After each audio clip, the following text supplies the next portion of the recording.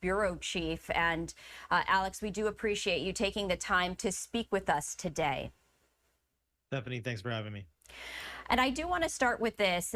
This anniversary, this 80th anniversary, comes at a time where the world has seen a rise in anti-Semitism. And it seems as though the past tragedies and the horrors that we have heard about, it takes on a new light. Can you share with us in terms of how history and the present day have perhaps shifted the perspective as we reflect? Absolutely. I mean, the Holocaust is so deeply etched into the modern history of the Jewish people. So many of us here in Israel and the United States are direct descendants of Holocaust survivors. My grandparents were Holocaust survivors. I've been back to Auschwitz personally 3 times, participating in the March of the Living. And I will tell you that when we see the anti-Semitism that is occurring today on the international stage, not just here in Israel, on university campuses, on social media, in mainstream media in terms of anti-Israel bias, we immediately recognize that this type of anti-Semitic fervor can lead, unfortunately, to one of the worst systematic murders, ethnic cleansing of Jews, as we saw in the Holocaust. So it's a very, very frightening reminder for Jews, because it really wasn't so long ago that this mass murder occurred in all throughout Europe. And we are expecting to hear from world leaders as they deliver remarks. King Charles meeting with Holocaust survivors earlier today, sharing those remarks. You know, as someone with personal ties to the history, you know, what are you looking to hear from world leaders as you mentioned, there is a resurgence, and truly what happened in the past was not so long ago? Well, I think that there's an obligation for world leaders to figure out what they can do in their countries on a policy level to make sure that anti-Semitic sentiment can not fester. Specifically in the United States, a lot of policies can be taken to curb anti-Semitism on the university campuses, which has become rampant in the last year since October 7th. And quite frankly, it's become rampant on the streets of Western cities in Europe as well. So there's a lot that should be done. The first thing is awareness. That's the most important step to define anti-Semitism. We have a definition called the IRA definition of anti-Semitism. You can't fight anti-Semitism until you identify exactly what it is properly.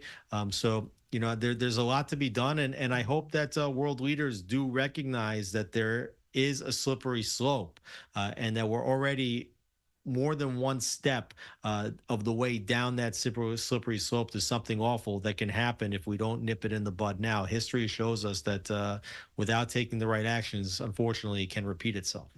And you mentioned that taking action, but also how you deliver these remarks and the sentiments. Words can often lead to actions, positive or negative. And we have seen that evolve in real time. As we do look ahead, we are expecting one of the remembrances, and you can actually see this live look right here, as it does appear that preparations are underway in Poland. You know, any lasting thoughts, any final thoughts that you would want to share with our viewers as we prepare for this live event to get underway in just about 30 minutes?